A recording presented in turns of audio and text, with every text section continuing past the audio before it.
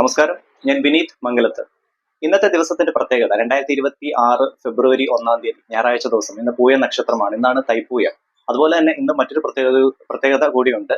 ഇന്ന് പൗർണമി ദിനം കൂടിയാണ്. അപ്പം ഇന്നത്തെ ദിനം പ്രത്യേകിച്ച് സന്ധ്യാവേളയിൽ 5 തിരിയിട്ട് വിളക്ക് തെളിയിച്ച് സുബ്രഹ്മണ്യ ഗായത്രി മന്ത്രം ജപിക്കുക. അതുപോലെ തന്നെ ചൊവ്വ മന്ത്രം ജപിക്കുന്നതും ദുർഗാ മന്ത്രം ജപിക്കുന്നതും വളരെ ഉത്തമമാണ്.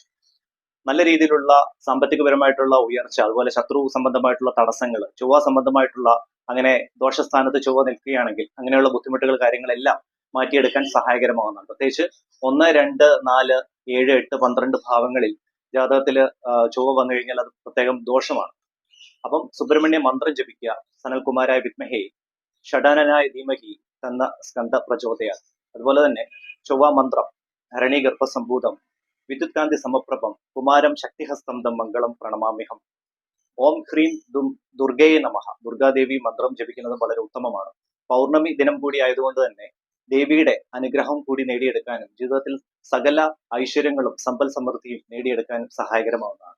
എന്റെ astrology channel MSP4 astro research ആദ്യമായിട്ട് കാണുന്നവർ ദയവ് ചെയ്ത് സബ്സ്ക്രൈബ് ചെയ്യുക. അതുപോലെ തന്നെ ജ്യോതിഷപരമായിട്ടുള്ള കാര്യങ്ങൾക്കും ജീവിത പ്രശ്നങ്ങൾക്ക് കബഡി പ്രശ്നത്തിലൂടെ പരിഹാരത്തിന് താല്പര്യമുള്ളവർക്ക് ഡയറക്റ്റ് ആയിട്ട് എന്റെ വാട്സ്ആപ്പ് നമ്പറിൽ മെസ്സേജ് അയച്ച് ബുക്ക് ചെയ്യാവുന്നതാണ്.